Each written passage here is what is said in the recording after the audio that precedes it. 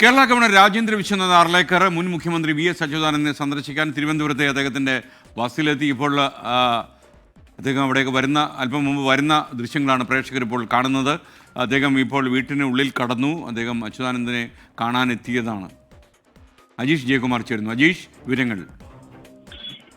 എന്തായാലും കേരളത്തിലെ പ്രധാനപ്പെട്ട രാഷ്ട്രീയ നേതാക്കളുമായി ഒരു നയപരമായ ബന്ധം സൂക്ഷിക്കുന്നതിന്റെ ഭാഗമായിട്ടാണ് പുതിയ ഗവർണർ രാജേന്ദ്ര അർലേക്കർ ഇപ്പോൾ വി.എസ്. അച്യുതാനന്ദന്റെ വസതിയിലെത്തിയത്. അല്പസമയം മുമ്പാണ് തിരുവനന്തപുരം ലോ കോളേജിലുള്ള വി.എസിന്റെ വസതിയിൽ അദ്ദേഹം എത്തിയത്. ഇപ്പോൾ വി എസിന്റെ കുടുംബാംഗങ്ങളുമായി അദ്ദേഹം കൂടിക്കാഴ്ച നടത്തുകയാണ്. കഴിഞ്ഞ ദിവസം മുഖ്യമന്ത്രിയുടെ ഭാര്യ കമലയും ഇന്നലെ രാജ്ഭവനിലെത്തി ഗവർണറുമായി കൂടിക്കാഴ്ച നടത്തിയിരുന്നു. ഗവർണർ നൽകിയ ചായ സൽക്കാരത്തിൽ പങ്കെടുക്കുകയും ചെയ്തിരുന്നു.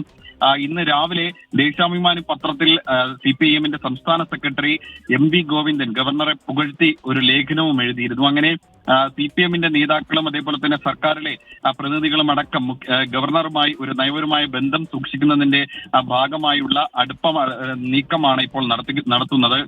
CPIM സംസ്ഥാന സെക്രട്ടറി M.V. ഗോവിന്ദൻ പറഞ്ഞത് അദ്ദേഹത്തിന്റെ നയപ്രഖ്യാപന പ്രസംഗം വളരെയേറെ പ്രസക്തമാണ്. കാരണം കേന്ദ്രത്തിനെതിരെയുള്ള വിമർശനം അടക്കം വായിക്കാൻ അദ്ദേഹം മടി കാണിച്ചില്ല. 1.5 മിനിറ്റ് കൊണ്ട് വായിച്ചു നിർത്തിയ മുൻ ഗവർണറെ പോലെ അല്ല നിലവിലെ ഗവർണർ എന്നും അദ്ദേഹം പറഞ്ഞു വെക്കുന്നു. എന്തായാലും വി.എസുമായുള്ള കൂടിക്കാഴ്ച ഇപ്പോഴും തുടരുകയാണ്. കഴിഞ്ഞ ദിവസങ്ങളിൽ തന്നെ മറ്റു നേതാക്കളുമായും ഗവർണർ രാജേന്ദ്ര അർലേക്കർ കൂടിക്കാഴ്ച നടത്തിയിരുന്നു. BJP നേതാക്കളടക്കം രാജ്ഭവനിലെത്തി അദ്ദേഹത്തെ കണ്ടിരുന്നു.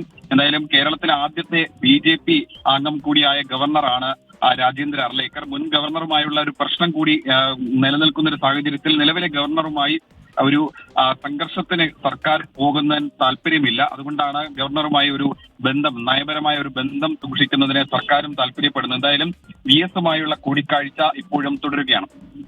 Okay, governor Rajendra Arlekar VS. അച്യുതാനന്ദനെ കാണാൻ അദ്ദേഹത്തിൻ്റെ തിരുവനന്തപുരത്തെ വസതിയിലെത്തി എന്നാണ് റിപ്പോർട്ട്.